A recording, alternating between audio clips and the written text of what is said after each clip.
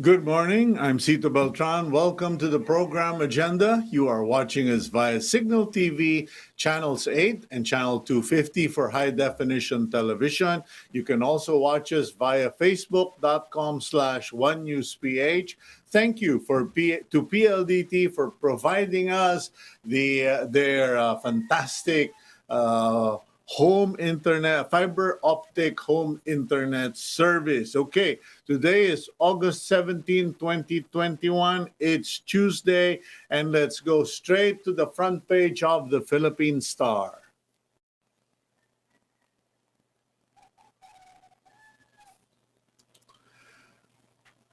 The headline of the Philippine Star: NEDA wants ECQ East as schedule. On the top of the paper, vote buying by GCash, Comelec, Bangko Sentral ng Pilipinas to keep watch. Palace population protection first before boosters. Delta variant now in all regions except Caraga. 16 rebels killed in Eastern Samar clash. The Taliban retakes Afghanistan, chaos at Kabul airport. And on the lower part of the front page of the Philippine Star, we have the photo of the Taliban conducting their briefing at the palace in Kabul, and COVID-19 cases still at the 14,600 plus level. The House of Representatives to probe ghost infectious disease hospital. Parents urged enroll your children this school year. Most businesses can't advance 13-month pay according to the Employers Confederation of the Philippines. And the photos on the left side are Manila City Mayor Isko Moreno and the Vice Mayor and the office of the mayor being sanitized or sprayed because the mayor and Hanilet, I think it's Hanilet, was it Hanilet Lacuna? Anyway, the vice mayor of Manila both got COVID-19. Okay, so let's go to the stories behind the front page, behind the headlines. The National Economic and Development Authority, or NEDA, hopes the enhanced community quarantine will be downgraded as scheduled by the end of the week. NEDA recommends to instead implement granular lockdowns in areas with high number of COVID infections in order to slowly reopen the economy. Meanwhile, Malacanang tells the public to wait until a majority of the population gets vaccinated before seeking a booster shot. On top of limited supply, the government has not approved it yet due to lack of data on safety. Authorities are also planning to file charges against individuals who allegedly received their third shot, COVID-19 shot. And the news globally that's occupying all the media outlets around the world: Afghanistan's government collapsed as the Taliban now control the capital city of Kabul and the entire country of Afghanistan. 32 Filipinos have been repatriated from the conflict-affected areas, and more are set to leave if they can actually get out. Later, we will have Labor Secretary Silvestre Bello III to get updates on that. We will also have Professor Renato de Castro of De La Salle University to discuss the matter, the experience of Afghanistan, reminiscent of the fall of Saigon, and countries depending on superpowers, etc., etc. So, and the quote of the day comes from singer-songwriter Don Moen. Ba ito When we have exhausted our store of endurance, when our strength has failed, wait a minute. I will have to make a correction. I don't know if this is actually from the singer-songwriter Don Moen, but I know it is from a classic hymn. When we have exhausted our store of endurance, when our strength has failed ere the day is half done, when we reach the end of our hoarded resources, our Father's full giving has only begun. I remember that was, I think, originally written by a lady, but I could be wrong. We will have to go to the bottom of that. But in any case, it is a reminder to all of us that after we have said and done everything, after we have thrown in everything we can, at the end of the day, God's grace, God's mercy, and God's blessings is only starting because He has an endless amount of all of it. So I just want to put that to reassure people, because if you watch the news, ladies and gentlemen, naku po, talagang madidepress kayo. Fires in Turkey, in Greece, in California. There is the earthquakes and the tropical storm in Haiti. There is power problems, outages, and the peace and order problem in Lebanon, etc., etc. Ayan na po. Okay, may correction na ito. Annie Johnson Flint wrote that hymn. Yeah, that's what. At least, thank you, Arvic. Hindi pa pala mapurol yung aking memory. Okay. Annie Johnson Flint wrote our quotation for the day. It is a hymn that I think it was in the 1800s. In any case, so if you go to the news, the fall of Kabul, etc., medyo madidepress po kayo, but it is good to remind ourselves, even here in the Philippines, in spite of all our shortages, in spite of the growing Delta variant, in spite of our dissatisfaction with many things, God's grace, mercy, and bounty abounds. Okay, now go to the interviews.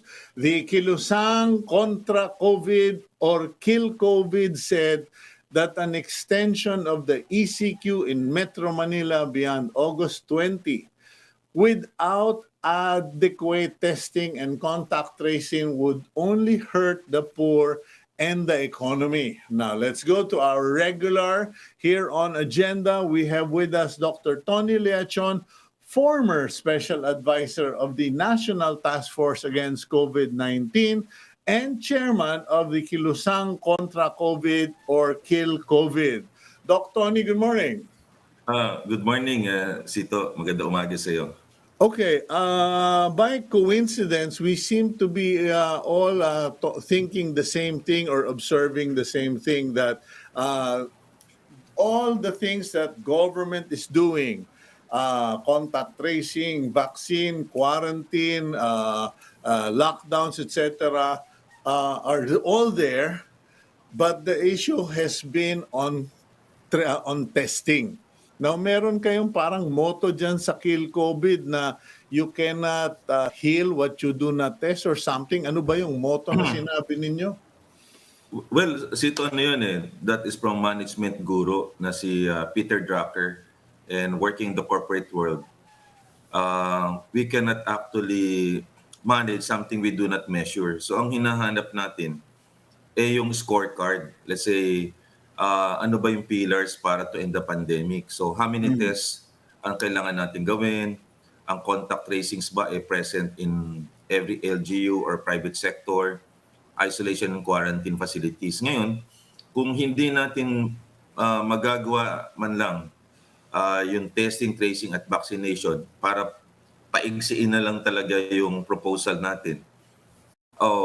So hindi natin mamamanage ito kahit mag-extend pa tayo na extend ng ating lockdown. Ibig sabihin, kung lagi na lang ang positivity rate natin ay almost above 20%, kahapon ay 23.5, ang normal ay less than 5%. So anong solution para doon? Testing yon para ma-diagnose natin ang mga pasyente. For almost 3 months or 4 months na since the second surge ito, noong April, hindi bumababa yung ating positivity rate. So, kahit i-extend natin, kung hindi natin i-increase ang testing natin at nakapako lang sa 50,000, may problema doon. So, narinig ko yung headline mo, no? UNEDA once ECQ is down. Kinukompute ko sito, ito yung computation. Kunyari, ang PCR test would cost 5,000 max, let's say, price cap. And we test 300,000 per day. That's equivalent to 1.5 billion a day. And ang losses natin, according to Secretary Carl Kendrick Chua, is 150 billion a week kada lockdown. So ano ang kaibahan ng 10.5 billion kung magte-testing ka na 300,000 per day at ang 150 billion? So mag-testing ka kasi yan ang ginagawa ng other countries. Like America, free testing doon, ginagastosan ng gobyerno at dalawa lang ang kanilang parameters, positivity rate at saka vaccination rate. So wala kang lockdown kasi everybody at every corner nagte-testing ka na nagte-testing. Ngayon, kung hindi tayo magte-testing, Cito, we are forced right now to force our people na sa bahay ka na lang manatili. So, yan ang nagiging problema natin. Kaya we will never get out of the hole kung hindi na-realize yung diagnosis nito. Ito ginagawa sa mga advanced countries. Pasensya ka na, Doc Tony. I have to play the dummy card here. Para sa hindi nakakaintindi, ano ba ang silbi? Medically, scientifically, and strategically, ano ang mapapala natin sa testing? Because I just finished writing a column regarding the need for testing and the logic behind testing. And ang nasabi ko lang doon, masasabi mo kung saan meron, saan wala, and in the future, malalaman mo ngayon kung tumataas o bumaba based on doon sa mga na-test mo. It is more for future reference. Pero in real terms, ngayon, for the IATF, the NTF, kasi sila yung medyo namumula ilong at tenga pag binanggit ko yung testing eh.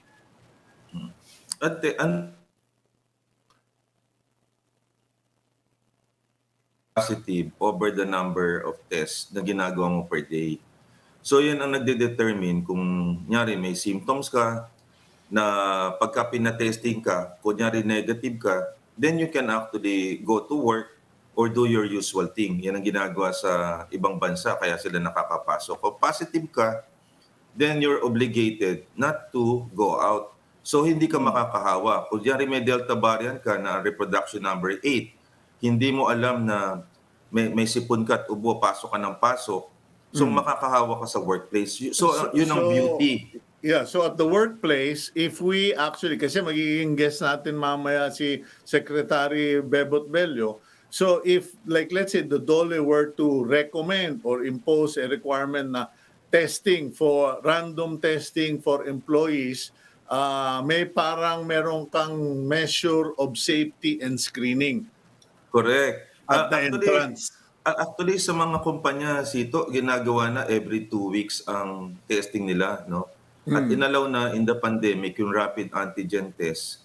Pag positive yun, i-confirm nila by yung molecular lab na RT-PCR. So, mga private companies ngayon, ginagawa nilang routine para sa ganun, hindi sila masasarahan ng pagtatrabaho. Yung pag magpa-positive, work from home sila, yun ang mangyayari noon. So, yung iba, makakapasok sila. So, tuloy pa rin ang ating economy. So, ang ganda nun eh.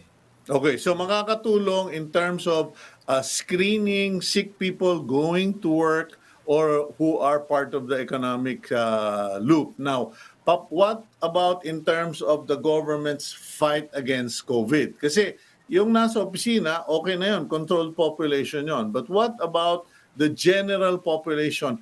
Where or how does testing the general population help? Okay. Ginagawa yan using the hotspots, Sito. Kung saan ang Mm. nandun ng hotspots mo na ina-identify ng Okta Research Group.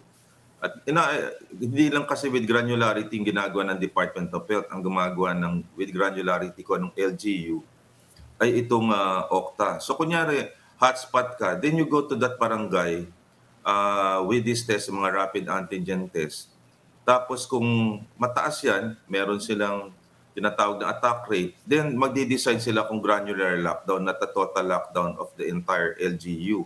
Yan ang dapat Aha. ginagawa. Ganun dapat. Because what's happening now is they do granular lockdowns because there have been confirmed cases. Hindi Cases. sila yung may kaso doon, let's do a testing, a random testing of the residents to find out if they should be locked down. Now, what's happening is, merong 3 kaso diyan, granular lockdown yung kalsada na yan. That's correct. That's the idea. Para not the entire NCR will be penalized for that. And the beauty is that nandun na kagad nakadeploy sa mga barangay yung rapid antigen test. Kasi ang turnaround C2 ng RT-PCR aabot ng 24 hours to 48 hours. At kung mahirap ka pa, let's say mahirap ka, ang minimum wage earner ka, let's say 800 ka, paano ka naman makaka-afford ng 4,000 man lang? Hindi naman automatic na sasagutin ng PhilHealth. So, in the real world, maganda lang yan na kala mo sasagutin ng PhilHealth. In the real world, pagka nandyan na, ang hirap niyan ikubra. So talagang babayaran mo yan. Nararanasan natin sa bahayan. May mga anak tayong lumalabas, ikaw ang nagbabayad ng kanilang mga testing. So, Doc Tony, can you clarify that? No, kasi kahapon medyo naging issue yan, yung tungkol sa free testing because after the program, medyo may mga nag-react kasi sabi nung isang guest namin na free ang COVID test. And I countered that it's free if you are already sick and then you can charge it to PhilHealth. Now, sa totoo lang in comparison to how the rest of the world does it, in the Philippines, do we really have free COVID testing or it's free because the PhilHealth pays for it dahil may sakit ka na? tama yung point mo. Kailangan may sakit ka, tsaka mo ikukubra. And usually admitted ka niyan. Pero hindi katulad sa ibang bansa na libre, na walk-in ka, whether ang tawag dyan sick or well patient. Pagka well ka, you want to be tested, pwede ka na gumawa. So hindi yan mandatory. But there are certain LGUs na nagbukas na ng libre. Though hindi naman total, no? I think Quezon City may libre, si Mayor Isko may libre, pero not on a consistent basis Pero yun ang dapat natin gawin na magkaroon na ng free testing at siguro allocate or realign yung budget na puntahan yung testing at saka contact tracing at saka vaccination. Kasi ang daming nasasayang lang kung magla-lockdown ka, mag-aayuda ka. So dapat ang concentration natin is really sa testing na mura naman. So kinumpit natin, we did the math, sobra pa nga 10 billion a week na testing na libre sa bawat Pilipino versus 150. Yun. So hindi Sito in the real world I beg to disagree na hindi po totoo yan na makukubra mo yung PhilHealth mo. So sa anak ko na nga lang paano mo magagawa yan? Pag galing siya na Mindoro, ikaw nagbabayad ng RT-PCR niya O kung totoo yun, bakit hindi natin may apply? At ang dami pang requisitos. Kung may sakit ka ba, lalabas ka pa para kontakin mo yung kung meron kang PhilHealth or hindi. Siyempre hindi, mabilisan na kagad yan. Yeah, well, that actually happened to me because when I had that accident a month and a half ago, tinakbo ko sa ER. And bago ko ma-address doon sa operating room, na RT-PCR muna ako. And I'm just hoping that PhilHealth covered it, but either way, it initially came out of my pocket. So totoo yung sinasabi mo. Now, so you were explaining the application at the workplace, pwedeng pang screening sa mga barangay. It's good for determining whether a street should be or a barangay should be granularly locked down. And medyo pasensya ka na sa sobrang daming kayo gusto ko itanong, no. Kasi yung argument that I caught lately, no, laging inuuna nung mga contra-testing, mass testing. Kasi lagi nilang sinasabi, hindi pwede ang mass testing. You cannot test 110 million Filipinos.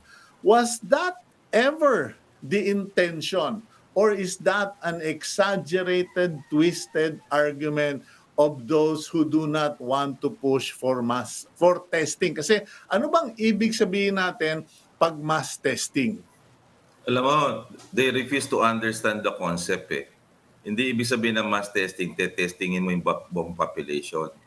Dapat ang ginagawa mo, 10 to 20% of the population on the hotspots. Doon mo i-deploy yung resources mo. You put your money where your mouth is. When we say mass testing, 10 to 20% of the population of a hotspot. So kung ang hotspot, let's say Iloilo, Cagayan de Oro, or Cebu City, kukunin mo yung entire population of that locality, get 10% and test the 10%. Exactly. And then do more kung meron kang hotspots pa sa ibang area. Naalala mo yung Palawan, umabot ang positivity rate ng 80%. Ang ginawa lang ng government na rapid antigen test, ngayon okay na ang Palawan. So without doing a lot of things. So tama yung analysis mo, Cito.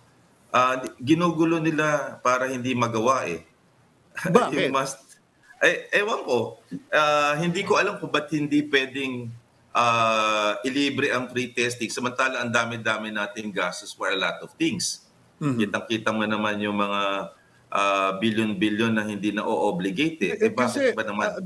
Doc Tony, derechahan na, no? Kasi dati kang NTF and you're the one who's been pushing for mass testing along with others. And simula pa nitong debate na ito with Secretary Harry Roque, down the line all the way to Doc Ted Herbosa, Vince Dizon, etc. They have all countered, rejected the proposal of mass testing. And I have to ask, personalan ba to? Do these people have something against you or against your group that are pushing for mass testing? Kasi parang I'm thinking, no, kasi there are suspicions already that the reason why the government does not want free testing is because the laboratories will not make money. But if it's free, the government will pay for it anyway. That's so it's illogical. I don't want to cast a suspicion because if I own the laboratory and the government said, well, it's going to be free testing, then thank you, Lord. Di ba? Thank you, Lord. Sarap ang negosyo mo, di ba? Tama yun. Why are they against this suggestion? Personalan na ba with Tony Leachon? Because you came from the National Task Force. I don't know. But yung opinion ko naman is shared by a lot of people. In fact, by siguro 90% of the population na nakakaintindi nito. Na wala naman mawawala sa gobyerno because the budget would allocate for that pre-testing. Now, if they don't understand that particular diagnostic tool, then they're part of the problem. Kasi if the decision makers do not understand that testing is the most important pillar or cornerstone to end the pandemic, then we are really right now going to the dogs pagkaganyan. Hindi natin pwede yan na ma-accept, na hindi nila maiintindihan. Kasi sila decision makers all over the world. Ang ginagamit ng lagi na criteria is the positivity rate determined by the test and the vaccination rate. Kung hindi, lockdown tayo ng lockdown.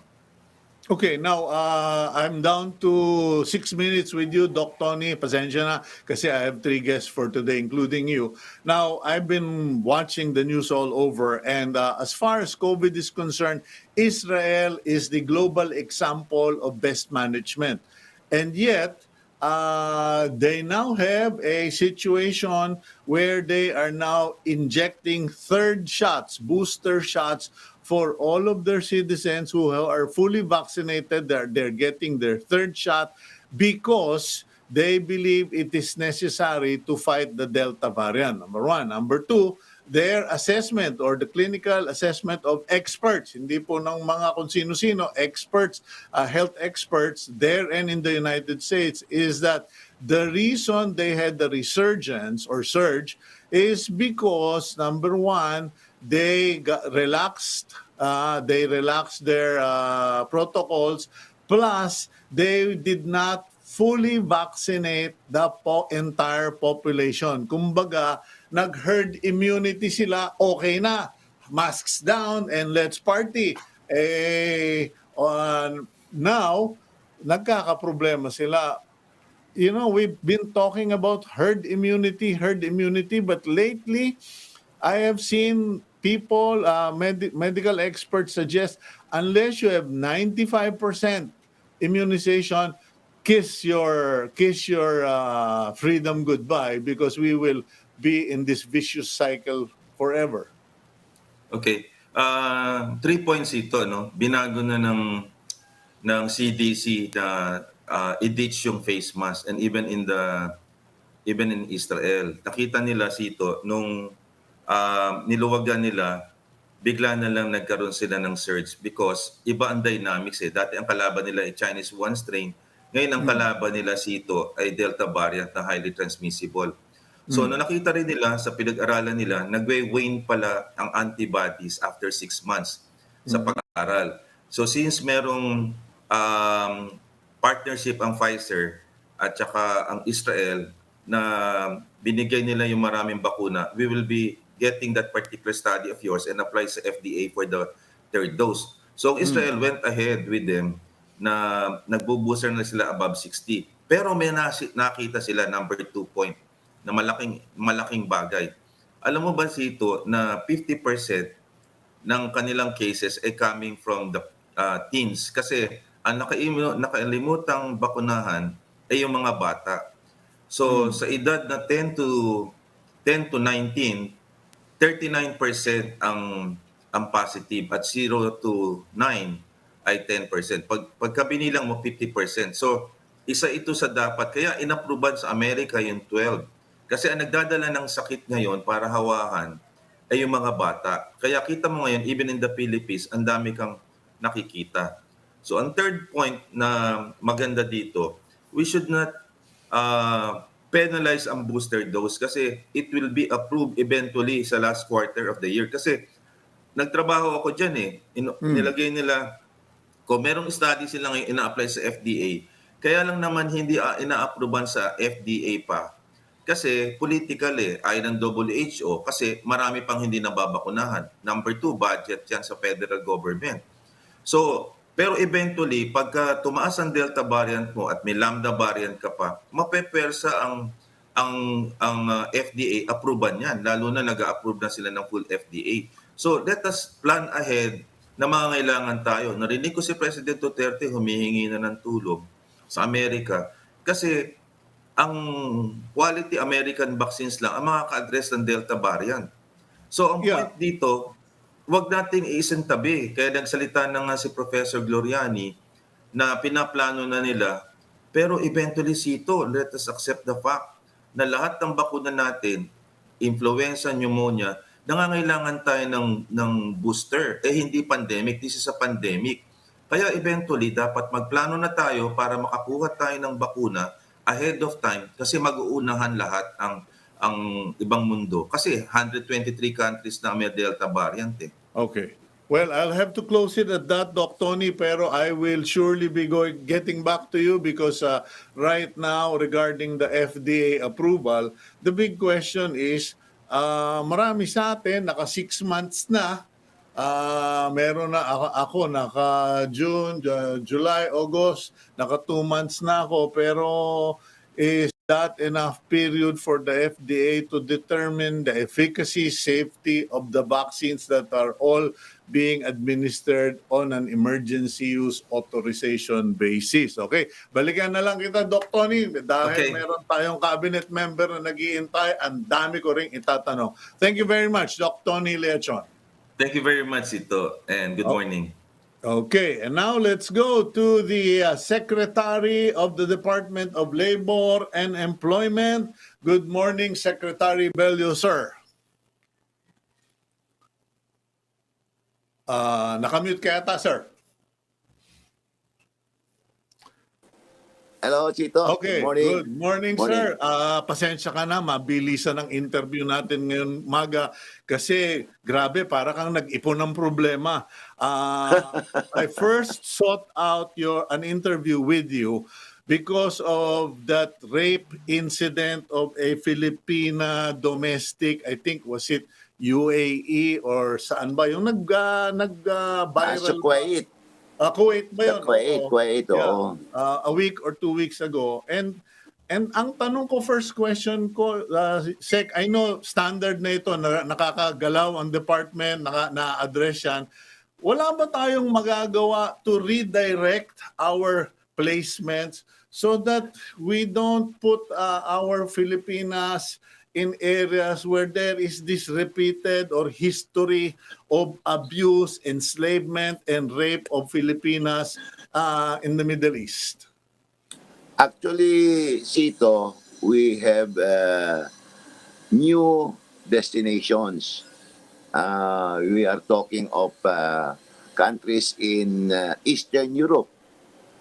Meron na tayong, in fact, by September, I'm going to Prague to establish yung ating Philippine Overseas Labor Office doon. We are targeting Eastern Europe.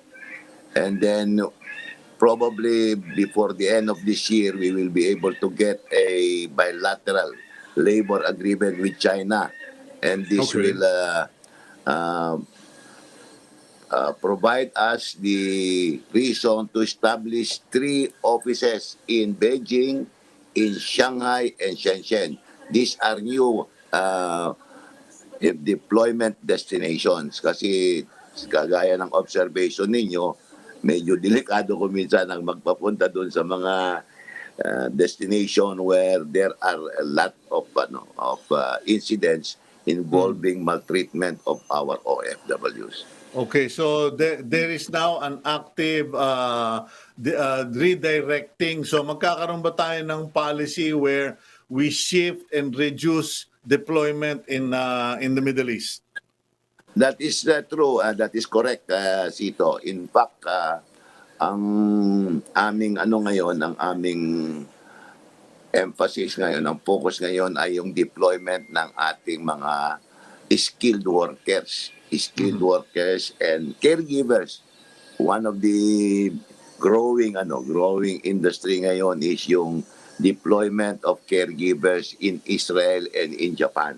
Alam nyo naman na yung population ng Israel at saka Japan aging countries. Yes. So kaya they have a lot of requirements for their old folks. So ang laki ng demand nila for our caregivers, including our hotel workers.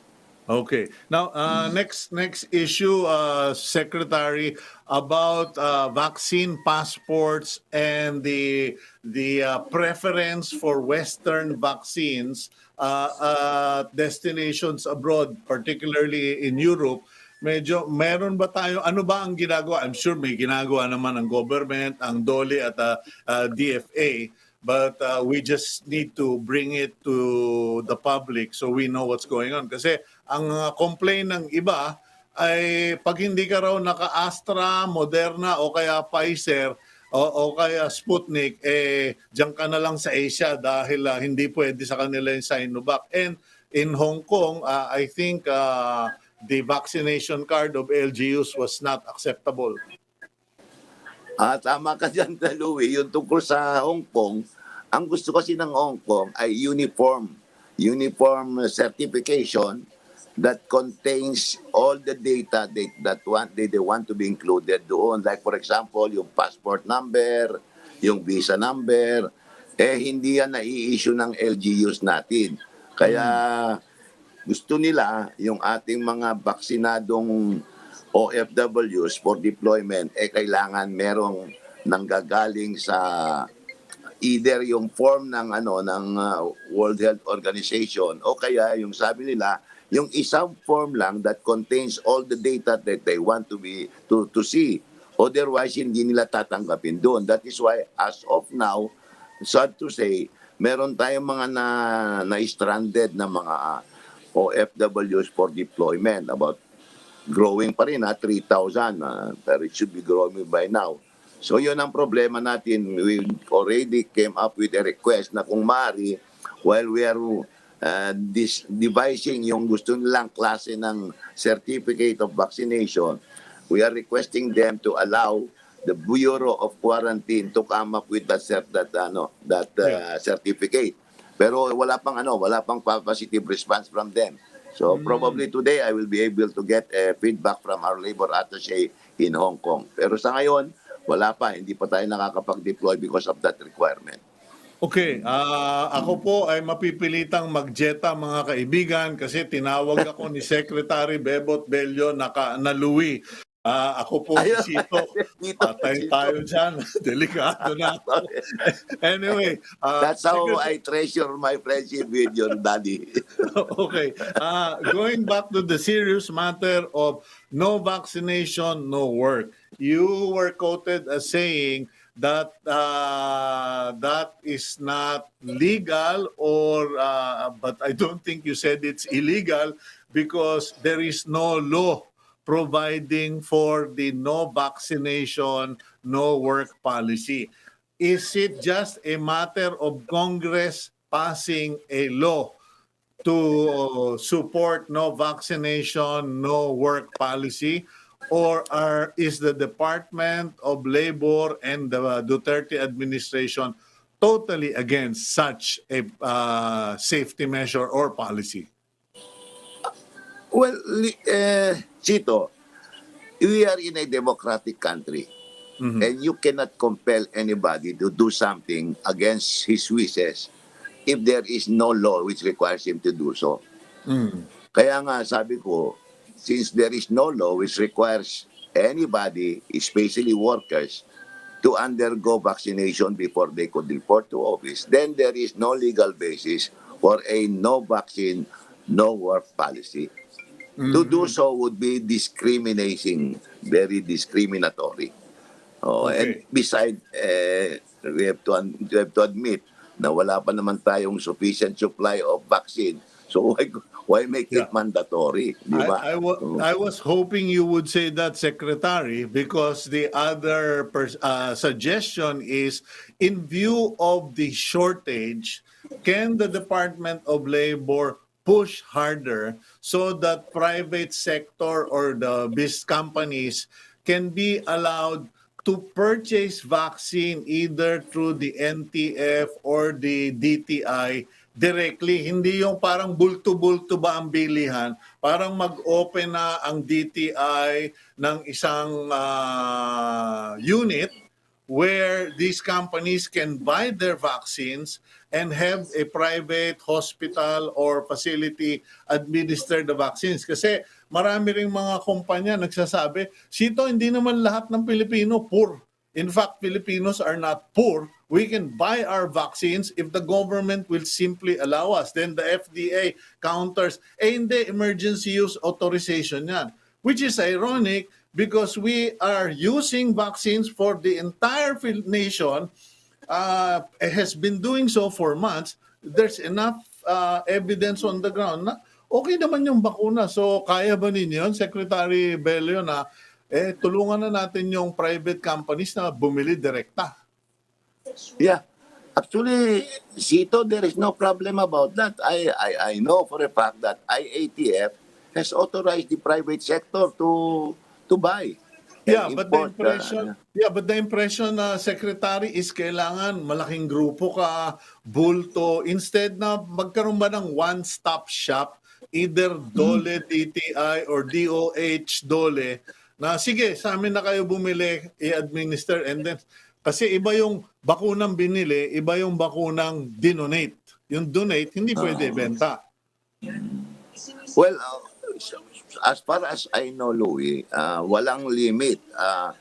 Ang IATF came up with a position that authorized the private sector to buy and import the vaccine. I don't Okay. know. I'm not aware of a limitation as to the quantity of what they can bring in. So Okay. I'm sure that IATF will appreciate it if they can bring more vaccine. So the more Yeah. vaccine they get, then they're at liberty to do that. Yeah, Wala I'm namang passing it forward to you, sir, kasi may mga lumapit sa akin. Ang nangyari, nagko-consolidate daw sila.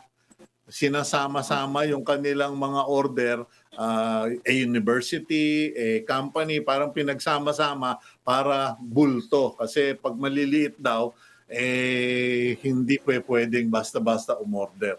Anyway, that having been addressed, okay, now let me go to the last two questions. Kabul, Afghanistan, kasi nagkaroon ng initial impression, ngayon lang pinag-uusapan yung repatriation, ang dami ng mahabalbasaradong nag-take over sa Afghanistan. Paano ba yan? What is our situation for the 178 Filipinos in Afghanistan, in Kabul? Well, Cito, I have to apologize, no, because the problem is we do not have a labor office in Afghanistan. So I have to admit that we don't really know the situation there, and we do not know what's happening there. What I was informed about is that the Department of Foreign Affairs, which has jurisdiction there, dahil may embahada tayo doon, has declared alert level 4. And this means that they can now implement a mandatory repatriation of all our overseas Filipino in Afghanistan. Yan lang po ang nalalaman ko kasi wala po kaming opisina dyan kasi there is no existing bilateral labor agreement with Afghanistan, so we don't deploy overseas workers there, and that's the reason why we do not have an office there yet. Okay, what is our situation globally? Kasi I'm sure you also watch the international news, and there are so many disasters and wars happening all over the world. And I cannot imagine of any place na walang Pilipino. Lalo na yung mga ating mga workers, meron na ba kayong pamamaraan o forecasting na magkakaproblema dyan, let's get them out 1 month or whatever period before hell breaks loose? Because doon po medyo parang napintasan ng dole, hindi naman nyo pala sakop yun. Na parang ngayon palang pag-uusapan repatriation, puro balbasarado na nandiyan dyan. Is there a policy? Well, actually, Cito, in our case, we have a daily assessment of the situation in areas where we have overseas labor office. Meron kami daily report. In fact, every day I receive reports of how many are getting COVID, how many are being repatriated, how many of our OFWs have died because of COVID or have died because of other causes. We have that. And in fairness, DFA is in close coordination with us as to the situation of our countrymen in these areas of destination. Okay. So, yun yatang nangyari dyan sa Kabul is talagang biglaan yata biglaan. Okay, now, biglaan. So, merong makulit dito, Secretary Bello. Ikaw ba raw gagawa rin ng sarili mong video for YouTube dahil parang yun na yata yung stepping stone to running for senator? masyado yatang premature Cito, frankly, it's not in my not in my kumbaga sa landscape yan eh. Kasi sa dami ng problema namin sa Department of Labor, parang mortal sin sa akin na mag-iisip tungkol sa politika. Kung uunahin natin siguro itong problema ng mga OFWs, napakarami eh. And even our own local workers, imagine lang itong 2 weeks of ECQ, na displace about 300 to 400 of our workers. 400,000. Biro mo yan, 2 weeks lang. So, ang laking problema yan. Sec Bello, pasensya ka na, Sec Bebot, no? Another point pala, very important point na medyo maraming nang gigigil, ano? When are you planning or when are you going to impose mandatory testing for COVID in companies, whether random or pre-screen? Kasi parang maraming sumusulat sa akin, nagte-text sa akin na kahit na sa mga hello, Sec. Napuputol kayo, Cito. Testing, mandatory testing in workplace for COVID-19. We will have to pass through a tripartite council meeting for that purpose. We will conduct a dialogue with the labor and management and find out if this will be acceptable to both parties of our stakeholders. Okay, well, I will end it at that. Secretary Bebot Bello for Senator in 2022. Magandang umaga po sa inyo. Thank you very much, Tito. Thank you so much. And okay. Sana nabakunahan na kayo. Yes, sir. Thank you po. Thank you very much. Yan po, si Secretary Silvestre Bebot Bello. So, a very busy man. He is really taking care of a lot of stuff and, well, not just stuff. We have global problems and everywhere in the Philippines, there are Filipinos, there are Filipino workers, Filipino residing abroad, and medyo naku po, laging sakit lang ulo nila. Anyway, we'll go for a quick break, and when we return, let's talk about the lessons to be learned from Kabul from the distinguished professor of international studies in LaSalle, Professor Renato de Castro. We'll be right back here on Agenda.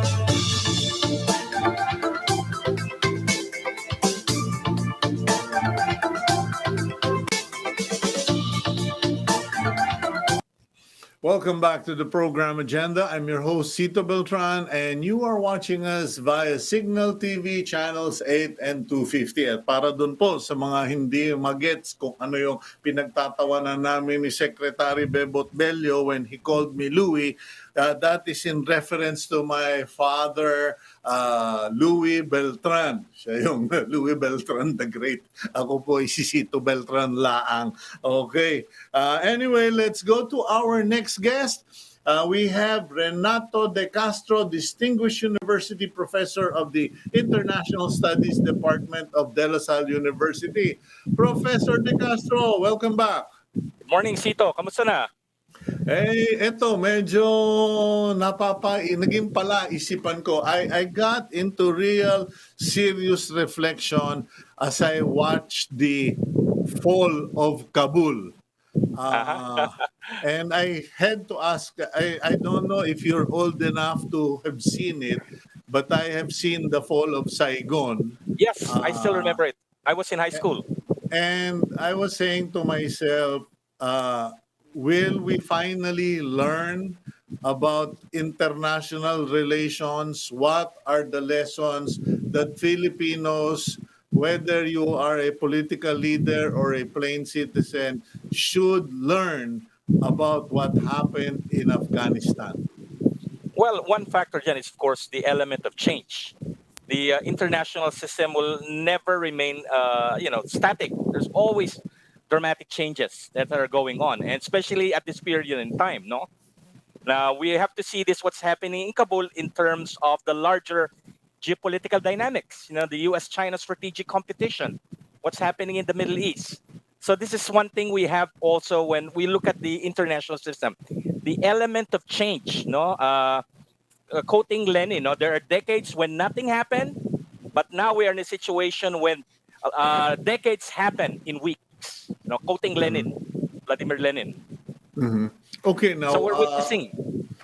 So okay, now, what happened in Kabul is in the context of the larger picture of U.S.-China strategic competition. yeah, that's my point. There is now that competition here in the South China Sea, and it's some people are saying we need to build up our relationship with the US. Some people are saying we need to build up our own strength, build up our own armies. In fact, one would even suggest na yan, if you want a nation that will defend itself, you need to raise up an army of professional soldiers or well-trained citizens kasi baka mangyari niyan overnight mawala lahat yung mga sundalo mo. Hindi. Especially yung kanina dinidiscuss nyo ni Secretary Bello, no? Nung evacuation ng mga Filipinos. No, cannot react kasi wala tayong Air Force. No, we have an Air Force pero ilan yung transport planes, no?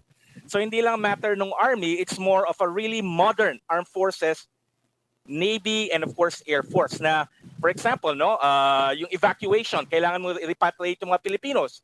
Ilan ng C-130s natin? 3, isa nag-crash pa recently, no? So dito pumapasok yung elemento ng modernizing the armed forces of the Philippines. And even the Navy and Air Force na hindi lang gagamitin for warfare, and more importantly for situations like this. Now we could deploy the Navy and air assets so we could repatriate Filipino OFWs. No, isa pang importante diyan, yung ni-mention nyo kanina, yung wala tayong capability to analyze development outside. So diyan pumapasok yung importance ng intelligence at yung diplomatic corps natin. No, wala tayong embassy sa Kabul. Kaya bulag tayo sa nangyayari. So binabasa ko lang yung sa dyaryo, yung embassy natin nasa Pakistan. So hindi natin talaga makikita yung nangyayari. Ang may trabaho niyan para mag-give ng early warning is of course yung mga diplomatic post natin. Wala namang walang capability talaga ang DOLE. Ang meron lang ang DOLE sa abroad, of course, yung mga labor attaché. Yes. Trabaho lang yan, tignan yung welfare. Pero kung nagpo-provide talaga ng warning sa atin, early warning, would be of course our diplomatic post. We don't have an embassy in Kabul.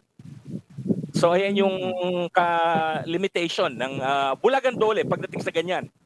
Ang talaga yan, trabaho talaga ng hindi lang ng DFA, diyan po importansya ng diplomatic post natin, mga embassies natin. Embassies are listening posts. Yeah, we are about to have our next set of elections, next set of leaders in 2022. And I am supposing that international relations, foreign policy, and self-reliance are going to be talking points for the next administration. Now, in terms of self-reliance, what are your thoughts? Kasi una ko naisip Israel, Taiwan, Switzerland. Even Holland, a tiny country, has well-trained citizens. There's mandatory military training. They are given units in Israel, etc.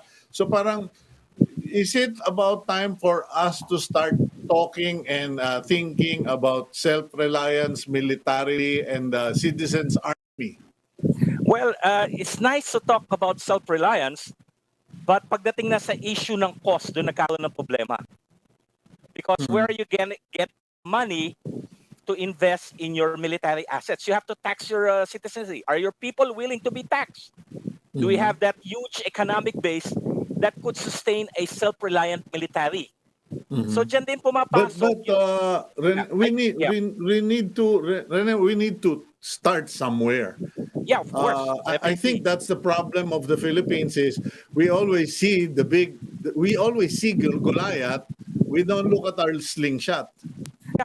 Ang issue dyan, of course, we have to increase yung defense spending natin. Which we Sa have done. Not really kasi in terms of percentage eh. Nakikita lang natin yung defense spending in terms of the money, pero hindi natin nakikita in terms of percentage ng gross domestic product natin. Sa ngayon, 1% lang. Ideally, dapat nasa 2%. Of course, as pang issue dyan, yung defense spending actually natin. Almost 85% ng defense spending napupunta sa sweldo, salary.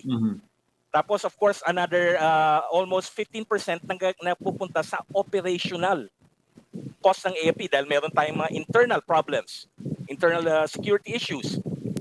Kaya meron portion dyan, yung separate pa yung modernization fund ng AFP. Meron naman daw tayong force multiplier, yung mga security agency. Nagtataka ako kasi parang for a nation that has so many security agencies and security guards, why can't we just simply flip them all over to the military or to the police and we will automatically double or triple our manpower, di ba? Yeah, pero ang problema, you might have the manpower pero nasaan na yung mga material mo? Yeah. Saan yung mga anyway, mo? Saan yung ships mo? Yan. Yeah, before we close, Prof, I just want to ask if we don't have the logistics and the finances to become self-reliant, do we even have a sensible foreign policy or a program that will at least ensure na whatever happens, we don't have to take sides and we don't have to get caught in between? That's easier said than done because we still have an alliance with the United States. Meron tayong Mutual Defense Treaty, and of course, a few weeks ago, withdraw ni President Duterte yung withdrawal notice nung visiting force agreement. So, the point here is that we cannot simply do away with our alliance. And of course, being an ally of the United States means that we will have to take sides. Ayan ang and of course, this is how you tap your alliance. Pero kung lagi mo naman inaaway, tapos sinasabi mo sa ally mo na kaya nagkagulo, I'll be neutral, then we also have a problem with our alliance. So it's also kung yung ally mo ay lumayas, ayaw ka ng alalayan, goodbye, mag-Afghanistan ka na. Ay, hindi, iba naman yung issue ng Afghanistan. Mas complicated yun. Pwede natin isa pang issue yun. Bakit nagkaganyan sa Afghanistan? Ayan ang issue yung, of course, ang challenge ng state building. Hindi lang to issue ng alliance Issue to ng state building sa area na tinatawag na graveyard of empires. Okay. Well, we'll have to talk about that some other time, Professor. We'll get back to you on to discuss the graveyard of empires and a nation with or without political will. Okay, we'll be Cito. Be in touch. Thank you very much. And I still remember your father when I was in UP. Sa Pinson Hall, natatandaan ko pa. Kaya I can distinguish Louis from Cito. Okay, good for you. Professor Renato de Castro of La Salle University. Okay, let's go to our netizen report.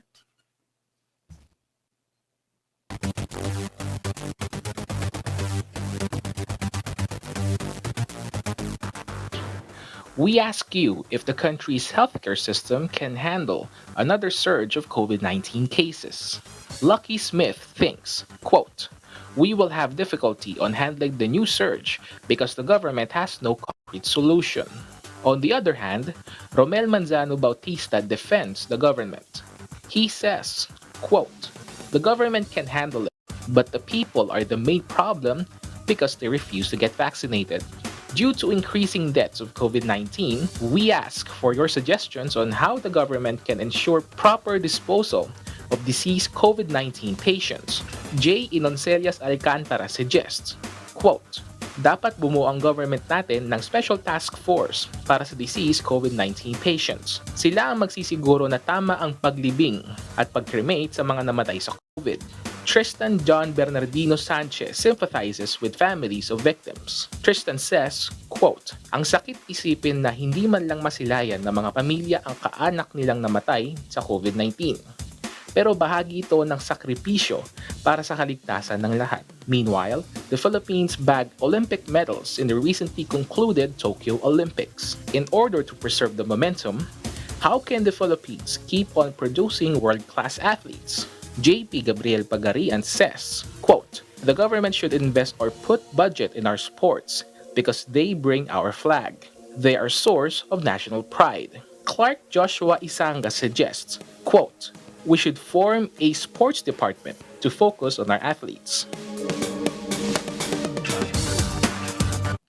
Okay, that's all for today. Thank you for joining Agenda, and we hope that you will all remember to wear your face mask, socially distance, observe sanitation practices, etc., and keep praying. Maraming salamat po. I'm Cito Beltran. Keep it here on Channel 8 and 250 and One News PH. Have a good day. God bless all of you.